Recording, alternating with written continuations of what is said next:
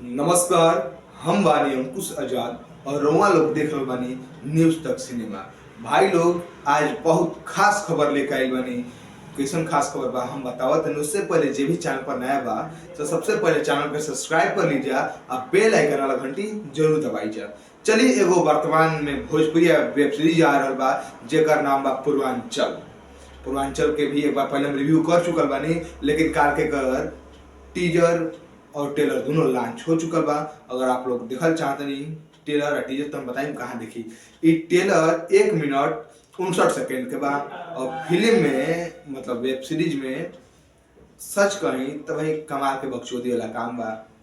हमने के एगो राजनीति फिल्म देख लिया हिंदी में, राजनीति के सेम टू से ये के रीमेक की बा भोजपुरी में अगर देखल जाओ तब। काहे कि ओहमें कृष्ण के रूप में नजर आई रहे और जिससे तमाम किरदार जैसे महाभारत में बाड़े ना सेम कैरेक्टर एहो में दिखावल गइल बा, बशर्ते कि खाली नाम बदल दिया बा पूर्वांचल। एक कारण में दिनेश लाल यादव उर्फ निरहुआ अर्जुन के रूप में नजर आवत रहे और ये अवधेश मिश्रा कृष्ण के रूप में उनका सारथी नजर आवत रहे।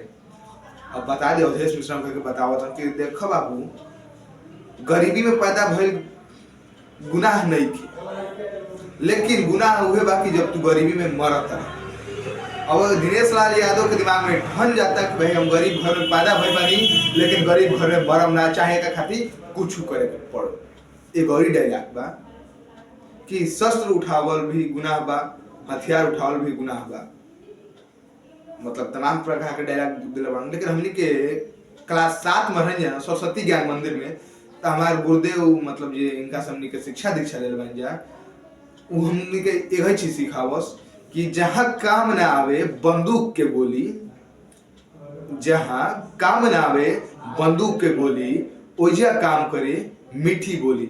अरे भैया अवधेश मिश्रा जी, माने उत्तर प्रदेश में कोनो कानून नाम के चीज बा तो हथियार उठावे के सिखा देता लोग।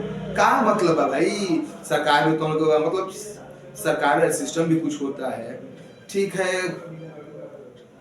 आप जो डायलॉग बोले हम आपको दिखाते हैं थोड़ा सा, मतलब क्या मतलब बनता है आप ये ना कि आप भी कानून का प्रक्रिया तोड़िएगा और आप भी कानून तोड़ कर मुजरिम बनिएगा।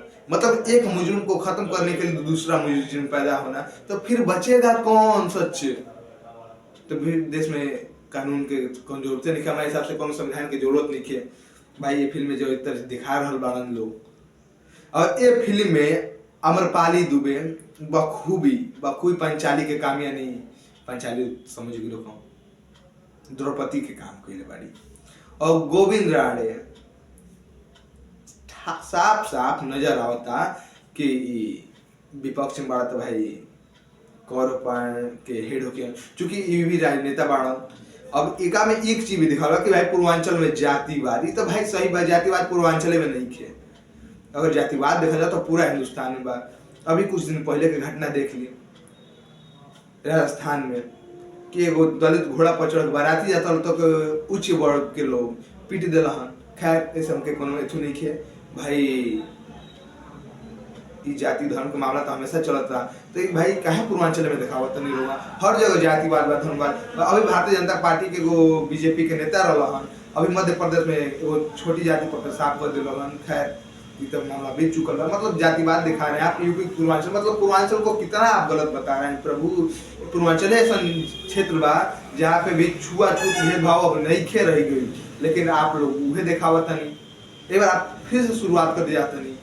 चलिए एक टीजर तो लॉन्च हो चुकल बा 1 मिनट 59 सेकेंड के। टीजर में कोनो खास नहीं खे, हम कहते भाई टीचर बकचोदी लेखा लागल हो।